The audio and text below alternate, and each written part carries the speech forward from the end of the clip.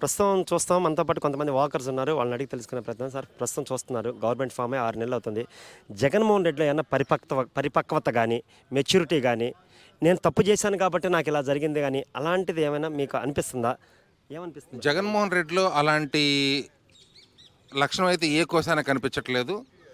ఇప్పటికి కూడా ప్రతీకారం, ద్వేషం, రాజకీయంగా మాట్లాడుతున్నారు తప్పితే ప్రజల కోసం అయితే ఈ రోజు వరకు అయితే పోరాడుతుంది ఏమీ లేదు.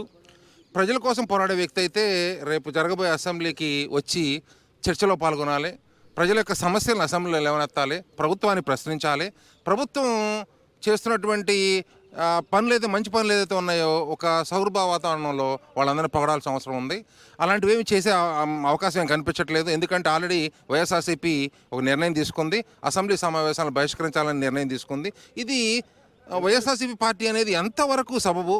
ప్రజాస్వామ్యంలో ఇలాంటి పార్టీ మనుగడకి ఒక ప్రశ్నార్థకంగా అయిపోయింది. ఇప్పుడు ఇది ఇలాంటి ప్రజల చేత ఎన్నుకోబడి ప్రజల చేత 5 సంవత్సరాలు ముఖ్యమంత్రిగా ఉండి ఇవాళ అసెంబ్లీకి అడుగు పెట్టనంటే ప్రజాస్వామ్య విలువల మీద ఏమి నమ్మకం ఉంది జగన్మోహన్ రెడ్డికి? అయితే ముఖ్యమంత్రి లేకపోతే అంటే ప్రజాప్రతినిధి అంటే రాజకీయ నాయకుడు కాదనుకుంటున్నాడా జగన్మోహన్ రెడ్డి? అంటే ముఖ్యమంత్రి. రెండవది, నేను ఎక్కడున్నా కూడా మీ అంతు చూస్తా, సప్త సముద్రాల అవతల ఉన్నా కూడా మిమ్మల్ని అందరినీ తోలుకొస్తా అంటే ఇంకా ఆ భాష ఇంకా మారలేదు.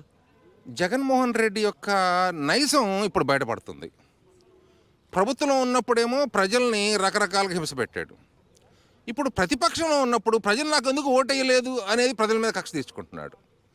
ప్లస్ ఒక బాధ్యతాయుతంగా ప్రతిపక్షంగా ఉన్నప్పుడు ఏం చేయాలంటే ప్రభుత్వంలో జరుగుతున్నటువంటి కార్యక్రమాల్లో జరుగుతున్న లోటుపాట్లని ప్రభుత్వాన్ని గుర్తు చేయాలి. ప్రజల సమస్యల మీద పోరాడాలి. అవి మానేసి నేను బెంగళూరు ప్యాలెస్లో ఉంటాను, లేకపోతే తాడేపల్లి ప్యాలెస్లో ఉంటాను, నేను అసెంబ్లీకి రాను, ప్రజా సమస్యలతో నాకు సంబంధం లేదు, నేను ముఖ్యమంత్రి అయితేనే నేను ప్రజల కోసం ఉంటాను, ముఖ్యమంత్రి నన్ను ఓడించారు కాబట్టి నేను ప్రజల కోసం ఎందుకు పోరాడాలి?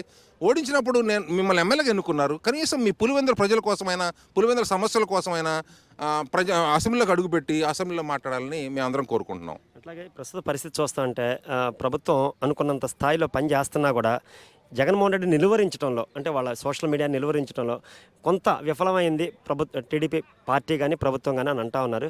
దాని మీద మీ అభిప్రాయం ఏంటి? అందులో నో డౌట్ అండి. గత 10 సంవత్సరాల నుంచి కూడా వైఎస్ఆర్సీపీ పార్టీ ఒక సోషల్ మీడియాకి ఒక గ్రూప్ని క్రియేట్ చేసుకుంది. కొన్ని వందల మంది రిక్రూట్ చేసుకొని వాళ్ళకి జీతాలు ఇస్తూ విద్వేషపూరితమైనటువంటి పోస్టులని, మహిళల మీద కించపరుస్తూ మాటలు, వీడియోలు, అలాగే మార్ఫింగులు చేస్తూ వీడియోలు, అలాగే చంద్రబాబు నాయుడు గారి మీద, లోకేష్ బాబు మీద, వాళ్ళ కుటుంబ సభ్యుల మీద కూడా విద్వేషమైనటువంటి మాటలని పోస్ట్ చేయడం జరుగుతుంది.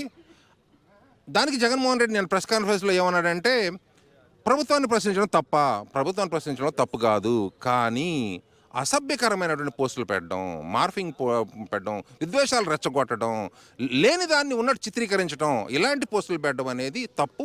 మీ సోషల్ మీడియా రియల్గా ప్రజల తరపున పోరాడదలుచుకున్నట్లయితే ప్రజల సమస్యల మీద డైరెక్ట్గా పోరాడండి.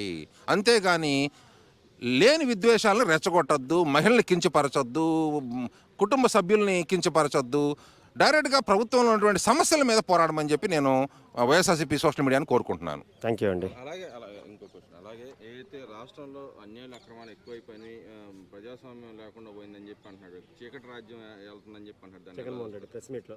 గత వైఎస్ఆర్సీపీ ప్రభుత్వంలో జరిగినటువంటి అరాచకాలు, అన్యాయాలు, దోపిడీలు, దొమ్మీలు అయితే ఇప్పుడు జరగట్లేదు, అంతవరకు మనం చెప్పుకోవచ్చు. పోలీస్ డిపార్ట్మెంట్ చాలా వరకు బాగా పనిచేస్తుంది. తెలుగుదేశం ప్రభుత్వం కూడా బాగానే వర్క్ చేస్తుంది. ఇంకా అక్కడక్కడ చిన్న ఇన్సిడెంట్ జరుగుతున్నాయి. ఆ చిన్న ఇన్సిడెంట్ మీద కూడా ఎక్కువ ఫోకస్ చేసి ఏదన్నా ఒక ఘటన జరిగినప్పుడు ప్రభుత్వం ఇమీడియట్గా యాక్షన్ తీసుకొని ఎవరైతే దోషి ఉన్నారో దోషి మీద ప్రత్యేక కోర్టులని ఏర్పరిచి త్వరితగతిలో వాళ్ళకి పనిష్మెంట్ చేసి, ఆ పనిష్మెంట్ ఎలా ఉండాలంటే ఇంకొకరు తప్పు చేసే విధంగా అవకాశం లేకుండా ఒక భయానకమైనటువంటి శిక్ష వేసి ఇలాంటి తప్పు మళ్ళీ జరగకుండా చూడాలని కోరుకుంటున్నాం. సార్ ఇప్పుడు ప్రస్తుతం అంటే సంక్షేమ పథకాలకి నేనే ఆద్యుడిని, మీరు చేస్తున్న అసలు సంక్షేమమే కాదు అని చెప్పేసి జనాల్ని మళ్ళీ మిస్లీడ్ చేసే పరిస్థితి జగన్మోహన్ రెడ్డి చేస్తారు. తెలుగుదేశం ప్రభుత్వం సూపర్ 6 అనే పథకాన్ని తీసుకొచ్చింది. అందులో ఒక్కొక్క సంక్షేమ పథకాన్ని ఫేజ్ వైజ్గా ఇంట్రడ్యూస్ చేస్తుంది. ముఖ్యంగా వృద్ధులకి, సీనియర్ సిటిజన్స్కి ఎవరైతే ఉందో వాళ్ళ పెన్షన్ని పెంచుతామన్నారు, ఆ ప్రామిస్ చేశారు, ఆల్రెడీ పెంచారు, అది ఇంప్లిమెంట్ జరుగుతుంది. అలాగే 3 గ్యాస్ సిలిండర్లు ఫ్రీ అనేటువంటి పథకాన్ని మహిళల కోసం ఇంట్రడ్యూస్ చేశారు. అది కూడా ఇంప్లిమెంట్ జరుగుతుంది. 6 పథకాలని సంక్రాంతి లోపల ఇంప్లిమెంట్ చేస్తామని చెప్పి తెలుగుదేశం ప్రభుత్వం చెబుతుంది. ఆ సంక్షేమ పథకాలను అమలు చేసే దిశగానే ప్రయాణం చేస్తుంది. ఆల్రెడీ ఇప్పుడు 3 పథకాలు ఆల్రెడీ ఇంప్లిమెంట్ చేశారు. మిగతా 3 పథకాలు సంక్రాంతికి ఇంప్లిమెంట్ చేస్తామని చెప్పి ప్రామిస్ చేశారు. సంక్షేమ పథకాలు అయితే బాగా నడుస్తున్నాయి. ప్రజలైతే హ్యాపీగా ఉన్నారు. ఇంకా బెటర్ గవర్నెన్స్తో ప్రజలకి క్రైమ్ రేటు తగ్గించాలి, అలాగే సౌహృద్భావ వాతావరణం క్రియేట్ చేయాలి, అలాగే మహిళలకు సెక్యూరిటీని పెంచాలి. వీటి మీద ఎక్కువ దృష్టి పెడితే బాగుంటుందని నా ఆలోచన. Okay sir, thank you.